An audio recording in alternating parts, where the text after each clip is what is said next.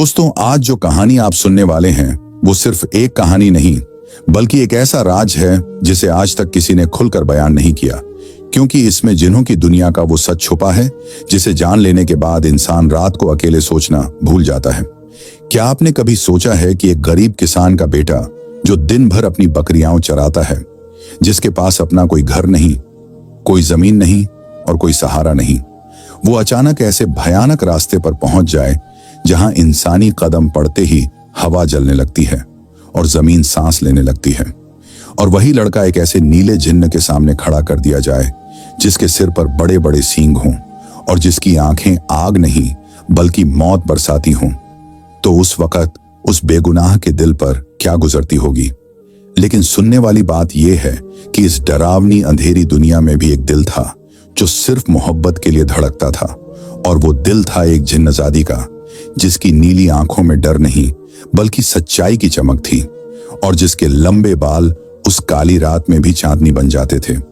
मगर सवाल यह है कि क्या मोहब्बत अकेले किसी की किस्मत बदल सकती है, या फिर इसके पीछे छुपा था कोई ऐसा राज जिसे एक अल्लाह वाले बुजुर्ग ने आखिरी लम्हों में खोलकर रख दिया। और क्या वाकई एक ताबीज ऐसा होता है जो जिन्न को सजदे में गिरा दे, और क्या एक जिन्न अपनी औलाद की खुशी के लिए अपने सींग झुका सकता है, और क्या सच में एक मनहूस जमीन जन्नत बन सकती है। दोस्तों, इस कहानी में हर मोड़ पर ऐसा सच खुलेगा जो आपकी रगों में सिहरन उतार देगा, और अगर आपने ये वीडियो बीच में छोड़ दिया तो वो सबसे बड़ा राज आप कभी नहीं जान पाएंगे जो आखिर में सामने आने वाला है। इसीलिए वीडियो आखिर तक जरूर देखिए, क्योंकि इस कहानी का आखिरी सच आपकी सोच को हिला देगा और शायद आपकी जिंदगी को भी बदल दे। फैयाज 30 साल का एक गरीब किसान था जो पाकिस्तान के एक उदास और सूखे गांव में रहता था, जहां जमीन पर दरारें थीं और लोगों की किस्मतों में भी वही दरारें उतर आई थीं, और उसकी आंखों में हमेशा एक गहरी उदासी रहती थी, जैसे किसी ने उसकी रूह पर अंधेरा पोत दिया हो। और उसकी माँ एक बहुत नेक और सब्र वाली औरत थी जो हर सुबह उसे अल्लाह का नाम लेना सिखाती थी, और उसके वालिद एक मेहनती किसान थे जिनकी हथेलियां मिट्टी से सख्त हो चुकी थीं, मगर दिल हमेशा नरम और सच्चा रहता था। लेकिन किस्मत को यह सब पसंद नहीं आया, और पहले उसकी माँ एक भयानक बीमारी में चल बसी, और कुछ साल बाद उसके वालिद भी थकान और कर्ज की मार से दुनिया छोड़ गए, और फैयाज इस धरती पर बिल्कुल तन्हा रह गया। और उसके बाप दादा के 3 खेत थे जिनमें कभी हरियाली लहलहाती थी, मगर रिश्तेदारों ने धोखे से कागज बदल दिए और सारी जमीन अपने नाम करवा ली। और फैयाज अदालतों के चक्कर नहीं लगा सका, क्योंकि उसके पास न पैसे थे न सहारा, और इस तरह वह अपने ही खेतों से बेदखल हो गया, और उसके पास सिर्फ 2 बकरियां बची जिनसे वह दूध बेचकर अपना गुजारा करता था, और वह उन्हें अपनी मां की निशानी समझकर बहुत प्यार करता था। और हर सुबह अजन से पहले उठकर वुजू करता और नमाज पढ़कर उन्हीं बकरियों को लेकर जंगल और खेतों की तरफ निकल जाता, और रास्ते भर अल्लाह हुआ बेटा अपने बाप से दिल खोलकर शिकायत करता हो, और वह कहता, या अल्लाह, तू ही मेरा मालिक है, तू ही मेरा सहारा है, तू ही मेरी हर जीत और हर हार है। और एक दिन वह अपनी बकरियों को लेकर जरा ज्यादा दूर निकल गया और अनजाने में उस मनहूस जमीन तक पहुंच गया जिसके बारे में गांव वाले कहते थे कि वहां जिन्हों का कब्जा है। और जैसे ही उसने उस मिट्टी पर पैर रखा, हवा अचानक ठंडी हो गई और आसमान पर काले बादल जमा होने लगे, और उसकी बकरियां घबराकर इधर उधर भागने लगीं, और तभी जमीन जोर से कांपी जैसे किसी ने उसे अंदर से हिला दिया हो, और एक भयानक धमाके के साथ धरती फटी और गाढ़ा काला धुआं उठने लगा, और उसी धुएं में से एक नीला जिन्न बाहर निकला जिसका पूरा बदन आसमान जैसा नीला था, और उसके सिर पर 2 बड़े बड़े मुड़े हुए सींग थे जो आग में तपे हुए लोहे की तरह चमक रहे थे, और उसकी आंखों में आग नहीं बल्कि मौत की गहराई थी, और उसकी सांस से आग जैसी गर्म हवा निकल रही थी। और उसने ऐसी भारी आवाज में कहा कि इंसान तू यहां कैसे आया।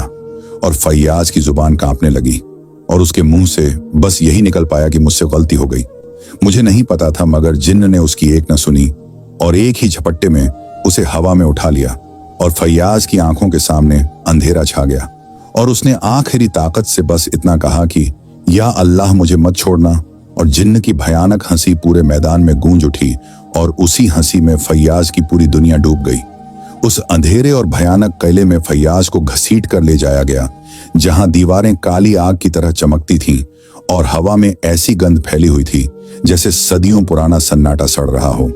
और नीला झिन्न अपने बड़े बड़े मुड़े हुए सींगों को हिलाते हुए फैयाज को जमीन पर पटक देता है और भारी आवाज में कहता है कि यह धरती अब मेरी रियासत है और यहां जो भी आएगा वह या तो गुलाम बनेगा या मिट जाएगा। और फैयाज जंजीरों में जकड़ा हुआ कांपता हुआ अल्लाह का नाम लेता रहता है और सोचता है कि शायद यही उसकी आखिरी रात है। और उसी वक्त दूर से पायल की हल्की सी आवाज आती है और अंधेरे में एक नर्म रोशनी उभरती है और वह एक बेहद खूबसूरत जिन्नजादी के रूप में सामने आती है, जिसके लंबे काले बाल कंधों से नीचे बह रहे होते हैं और जिसकी नीली आंखों में समुद्र की गहराई और उदासी दोनों शामिल होती हैं। और वे पहली ही नजर में उस इंसानी चेहरे पर जमे दर्द को पढ़ लेती है और उसका दिल किसी अनजानी तड़प से कांप उठता है। और वह नीले झिन्न से धीमी आवाज में पूछती है कि अब्बा, ये इंसान कौन है और इसे यहाँ क्यों लाया गया है। और जिन्न गुस्से से गुर्राता है कि ये हमारी जमीन में घुस आया था और अब यह मेरी मर्जी का कैदी है। और जिन्नजादी चुपचाप फैयाज की तरफ देखती रहती है और उसके फटे कपड़े और सूखी आंखों को देखकर उसका दिल पिघलने लगता है और वह अपने कमरे में लौट जाती है। मगर उसकी आंखों के आगे फैयाज का बेबस चेहरा घूमता रहता है और उस रात वह पहली बार सो नहीं पाती और बार बार ये सोचती है कि इंसान भी दिल रखते होंगे क्या, और क्या उनके आंसू भी हमारी तरह ही जलते होंगे। और अंधेरी रात के तीसरे पहर वह चोरी छुपे एक कटोरे में पानी और कुछ रोटी उठाकर कैद खाने की तरफ जाती है। और जब वह फैयाज के करीब पहुंचती है तो देखती है कि वह बेहोशी की हालत में भी अल्लाह का नाम बुदबुदा रहा है। और यह सुनकर उसके दिल में एक अजीब सी नमी उतर आती है और वह कांपते हाथों से उसके होंठों पर पानी लगाती है और धीरे से कहती है कि आंखें खोलो, मुझे डर मत समझो, मैं तुम्हें नुकसान नहीं पहुंचाऊंगी। और फैयाज जब आंखें खोलता है तो पहली बार किसी जिन्न की आंखों में रहम और सुकून देखता है और वह हतप्रभ होकर बस यही सोचता है कि क्या अंधेरे में भी कभी रोशनी जन्म ले सकती है। और जिन्नजादी उससे धीमी आवाज में पूछती है कि तुम्हारा नाम क्या है।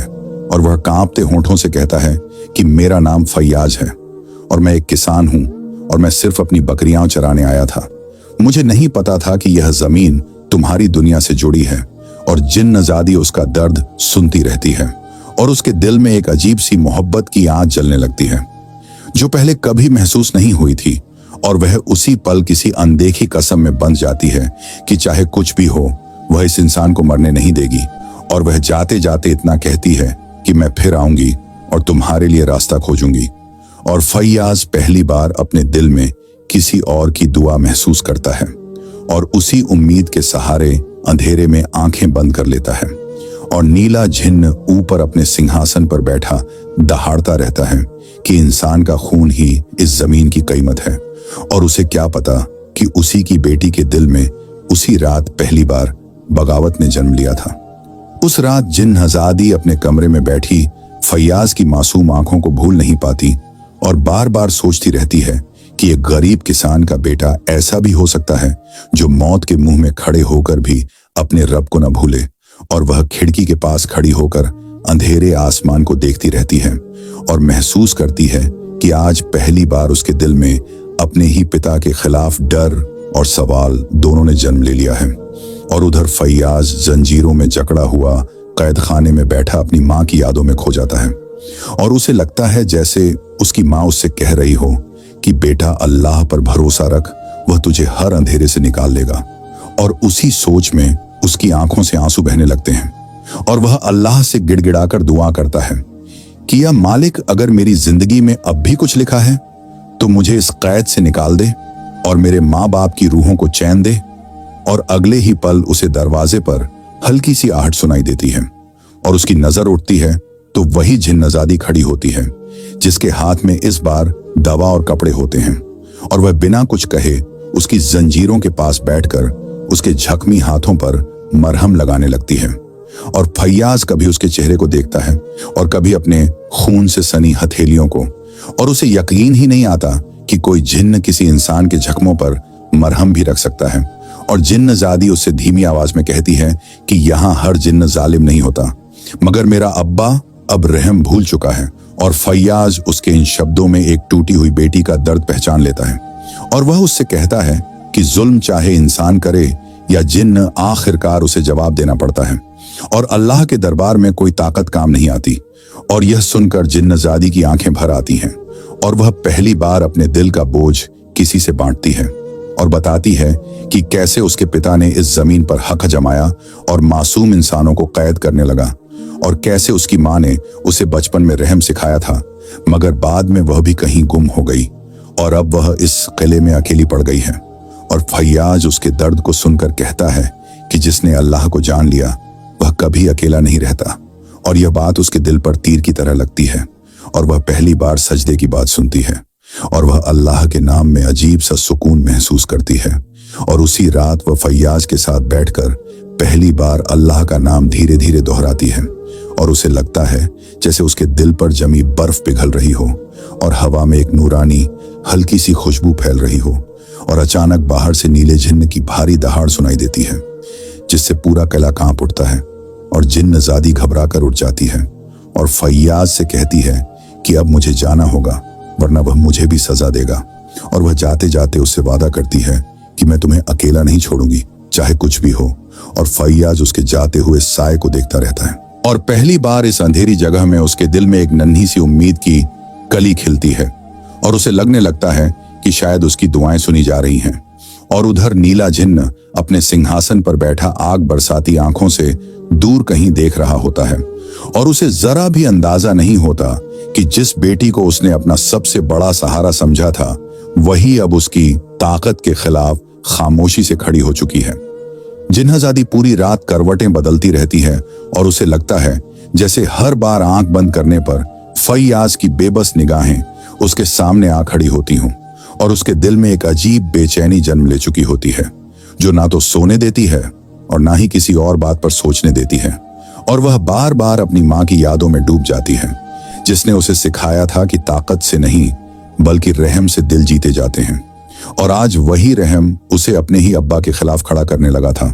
और उधर फैयाज कैद खाने में बैठा दीवारों को घूरता रहता है और सोचता है कि क्या उसकी जिंदगी बस इतनी ही थी या फिर अल्लाह ने किसी मोड़ पर उसके लिए एक रास्ता रखा है।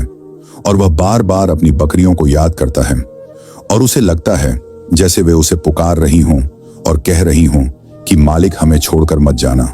और तभी रात की खामोशी को चीरती हुई अचानक किले में हलचल मच जाती है और नीले जिन्न की गरजती हुई आवाज गूंज उठती है जो अपने सिपाही जिन्हों को हुक्म देता है कि इंसान को जाकर अच्छी तरह बांध दो क्योंकि मुझे शक है कि वह किसी दिन यहां से भागने की कोशिश करेगा। और यह आवाज सुनते ही फैयाज का दिल बैठ जाता है और वह पूरी ताकत से अल्लाह का नाम लेने लगता है। और उसी वक्त जिन्नजादी दबे पांव कैदखाने की तरफ दौड़ती है और रास्ते में उसकी सांसें फूलने लगती हैं मगर उसके कदम नहीं रुकते। और जब वह फैयाज के पास पहुंचती है तो देखती है कि दो डरावने जिन्न उसे और मजबूती से बांधने ही वाले हैं। और वह अचानक चीख कर अपने अब्बा का नाम लेती है जिससे वे दोनों रुक जाते हैं। और जिन्नजादी कांपती हुई आवाज में कहती है कि इसे हाथ मत लगाना, अगर इसके नसीब में मौत लिखी होगी तो वह खुद ही मर जाएगा। और ये कहते हुए वह फैयाज के सामने खड़ी हो जाती है जैसे कोई ढाल बनकर और जिन्न सिपाही उसे हैरत से देखते हैं और फिर चुपचाप वापस लौट जाते हैं। और जिन्नजादी गहरी सांस लेकर फैयाज के पास बैठ जाती है और उसकी ओर देखकर कहती है कि मैं इस कगीले में उसे नहीं मरने दूंगी, ये वादा मैं खुद से भी कर चुकी हूं। और फैयाज उसकी आंखों में झांकता है और पहली बार उसे किसी और दुनिया की ताकत नहीं बल्कि किसी दिल की सच्चाई नजर आती है। और वह होंठ हिलाकर बस यही कहता है कि तुम बहुत खुदा की बनाई हुई लगती हो। और यह सुनकर जिन्नजादी की पलकों पर आंसू आ जाते हैं और वह कहती है कि अगर अल्लाह चाहता है तो वह हमें जरूर निकाल लेगा और मैं हर रात उसके आगे तुम्हारे लिए नाम लूंगी। और फैयाज का दिल भर आता है और वह सोचता है कि शायद यही वह रहमत है जो अल्लाह ने उसके लिए भेजी है। और उसी पल ऊपर महल के ऊंचे कंगूरों पर नीला जिन्न खड़ा ये सब दूर से देख रहा होता है और उसकी आग जैसी आंखों में एक अजीब शक की चमक उभर आती है। और उसे पहली बार महसूस होता है कि किले की हवा बदल रही है और उसकी बेटी अब उसकी बेटी नहीं रही बल्कि किसी और के नाम की हो चुकी है। और उसी एहसास में वह गुस्से से अपने सिंहासन पर वार करता है और पूरा महल कांप उठता है, जैसे कोई तूफान आने ही वाला हो। और इस हिलती हुई इमारत के बीच फैयाज और जिन्नजादी एक दूसरे की तरफ देखते रहते हैं और दोनों के दिलों में एक ही दुआ उठती है कि या अल्लाह, अब इस अंधेरे को खत्म कर दे और सुबह को उतार दे।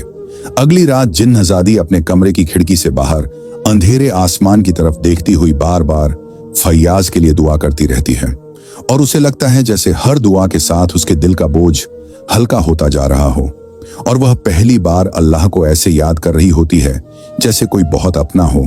और दूर कैदखाने में फैयाज भी सिसकियों के बीच सजदे की हालत में बैठा होता है और उसे यकीन होने लगता है कि कोई ना कोई उसकी पुकार जरूर सुन रहा है।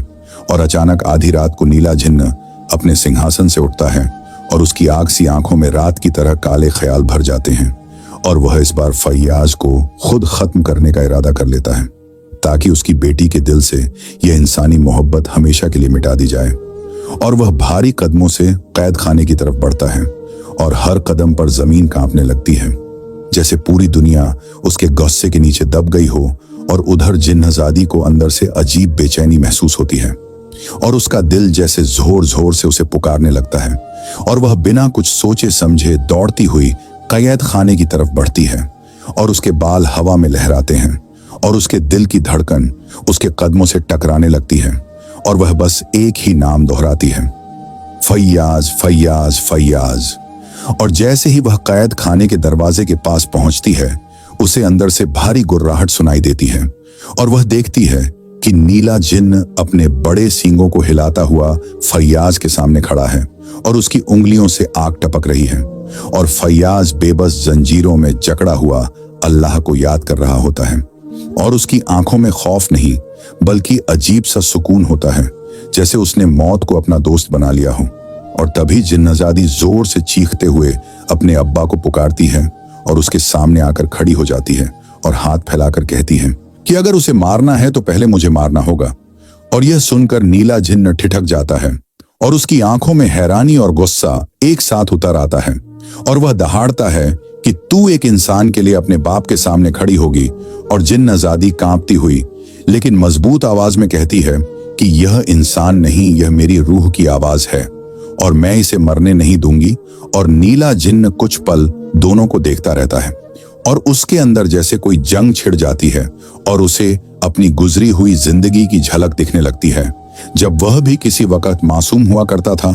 और तभी बाहर से अचानक तेज हवा चलती है और किले की दीवारों पर अजीब सी रोशनी फैल जाती है, जैसे किसी ने नूर के दीप जला दिए हों।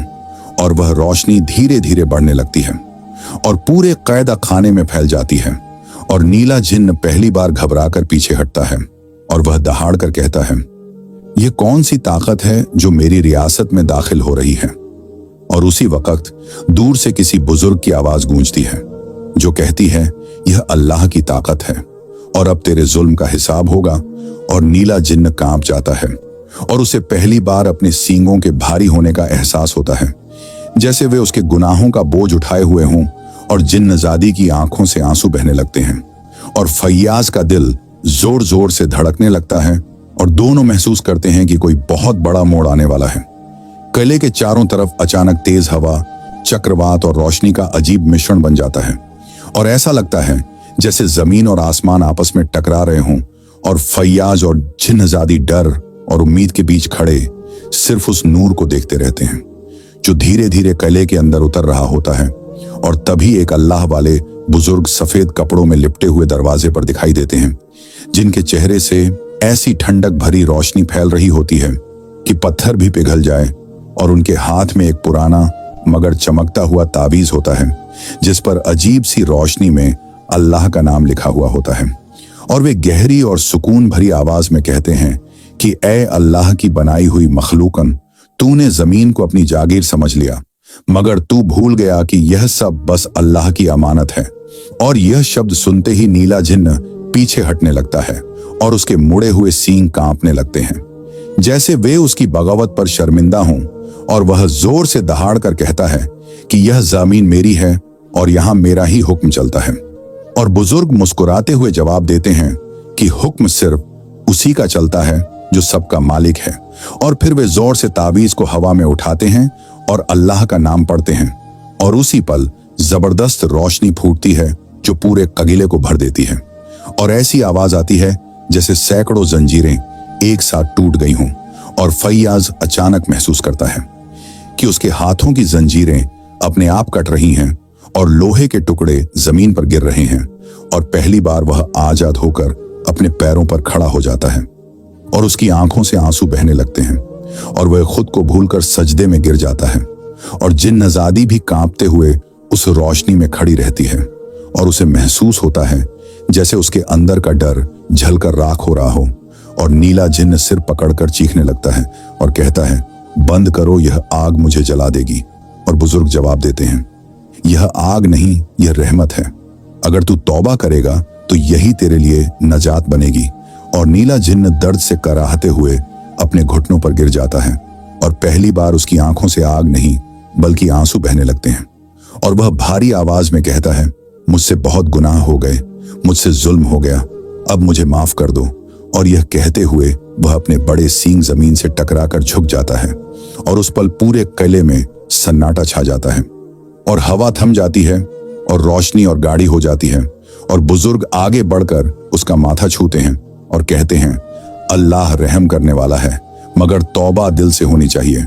और नीला जिन्न रोते हुए कहता है, मैं वादा करता हूं कि फिर कभी किसी मासूम पर हाथ नहीं उठाऊंगा और किसी जमीन पर जुल्म से कब्जा नहीं करूंगा। और जिन्नजादी अपने पिता को इस हाल में देखकर आगे बढ़ती है और उसे गले लगा लेती है, और उसके आंसू उसके सीने को भिगो देते हैं। और पहली बार वह उसे एक राक्षस नहीं बल्कि टूटा हुआ बाप देखती है। और फैयाज भी धीरे धीरे पास आता है, और उसके दिल में किसी किस्म की नफरत नहीं बल्कि अजीब सा सुकून होता है। और उसे लगता है जैसे अल्लाह ने उसके सीने से बरसों का बोझ उतार दिया हो। और बुजुर्ग चारों तरफ देखते हैं और फिर ऊंची आवाज में कहते हैं कि आज से यह काहिला नहीं बल्कि इंसाफ की मिसाल कहलाएगा, और यह जमीन फिर से हरियाली उगाएगी। और नीला जिन्न सिर झुकाकर कहता है, मैं इस वादे पर कायम रहूंगा। और उसी पल तावीज से निकलती हुई रोशनी धीरे धीरे पूरे किले में फैल जाती है, और काली दीवारें सफेद होने लगती हैं, और हवा की बदबू खुशबू में बदल जाती है।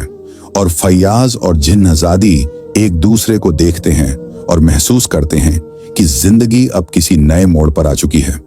नीला जिन्न सिर झुकाए हुए खड़ा रहता है, जैसे उसके बड़े मुड़े हुए सींग अब उसके घमंड की नहीं बल्कि उसकी शर्मिंदगी की निशानी बन चुके हों। और उसकी नीली त्वचा जो कभी डर की वजह बनी हुई थी अब आंसुओं से भीगी हुई लगती है। और अल्लाह वाले बुजुर्ग उसकी तरफ देखकर ऐसी नजर डालते हैं जिसमें सख्ती भी होती है और रहमत भी। और वह गहरी आवाज में कहते हैं कि तौबा जुबान से नहीं दिल से होती है, और जो जुल्म तूने किया है उसका हिसाब सिर्फ माफी से पूरा नहीं होगा बल्कि इंसाफ से पूरा होगा। और नीला जिन्न कांपते हुए कहता है कि मुझे हुक्म दो, मैं हर सजा कबूल करूंगा, बस अल्लाह की नजर मुझ पर बनी रहे। और बुजुर्ग कहते हैं कि सबसे पहली सजा यही है कि तू इस इंसान का हक लौटाएगा जिसे तूने बेगुनाह कैद किया, और उसके खेत जो तूने अपनी ताकत से दबा ली थे वे फिर से उसी के नाम होंगे। और यह कहते ही नीला जिन्न अपना हाथ जमीन पर रखता है और किले की जमीन कांपने लगती है। और अचानक वह मनहूस जमीन जो बरसों से सूखी पड़ी थी उस पर हरियाली फूट पड़ती है, जैसे किसी ने मुर्दा धरती में जान डाल दी हो। और फैयाज की आंखों में हैरत और खुशी के आंसू उतर आते हैं, और उसे लगता है जैसे उसके वालिद की दुआएं मिट्टी से निकलकर उसके सीने में उतर रही हैं।